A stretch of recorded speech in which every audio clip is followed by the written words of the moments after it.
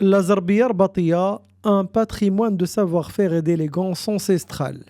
Il ne s'agit pas d'un simple tapis que l'on déroule, mais d'une œuvre d'art à part entière, tissée avec minutie par des mains féminines expertes qui en préservent les moindres détails pour l'histoire et gardent intact l'éclat de la culture et l'héritage marocain. Ce métier, je l'aime, j'y suis à l'aise, je suis dans mon élément, je tisse depuis toute petite le patrimoine de mon pays.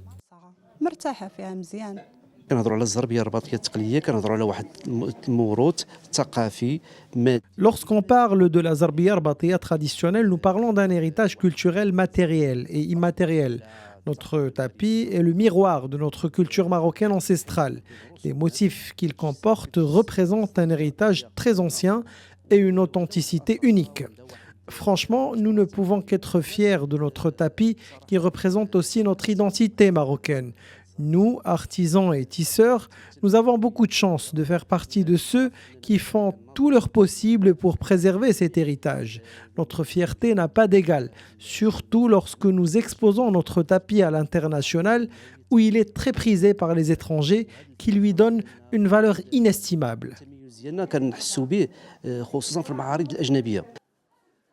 Les motifs du tapis rbati, majoritairement géométriques, portent des symboles patrimoniaux profonds et reflètent l'esprit de la capitale avec son caractère urbain particulier. Il a toujours été un emblème de prestige, ornant palais et demeures, et s'offre lors des grandes occasions comme un symbole de valeur et de respect. بالنسبة للقطع الزربية المغربية هي كتعرف واحد النوعين تتنقسم للجزء الأقصى. Il existe deux types de tapis marocains, mais le plus commun, c'est le tapis urbain, c'est-à-dire la Zarbiya Arbatiya ou Zarbiya Barbaria. La Zarbiya Arbatiya est apparue vers la fin du XVIIIe siècle et se caractérise par ses motifs géométriques et ses couleurs authentiques, à savoir le rouge vif ou le rose fuchsia. Et au fil du temps, ce tapis a évolué. الأحمر أو اللون الروز كما يقال.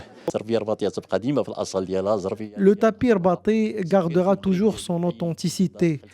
Il est de couleur rouge et on le trouve dans tous les foyers marocains. Auparavant, le métier de la plupart des femmes marocaines, c'était de tisser les tapis. Et ces tapis, les tribus les vendaient dans les souks et avec l'argent remporté, ils pouvaient subvenir aux besoins élémentaires de leur famille. Des montagnes du Haut Atlas jusqu'aux vieilles Médina et aux villages reculés. Les couleurs et les symboles varient, mais l'âme demeure la même, une âme marocaine authentique. Chaque tapis porte une voix silencieuse qui raconte une histoire faite de créativité et de symbolisme. Préserver cette tradition n'est pas seulement une responsabilité culturelle, c'est un devoir envers une part essentielle de l'identité marocaine.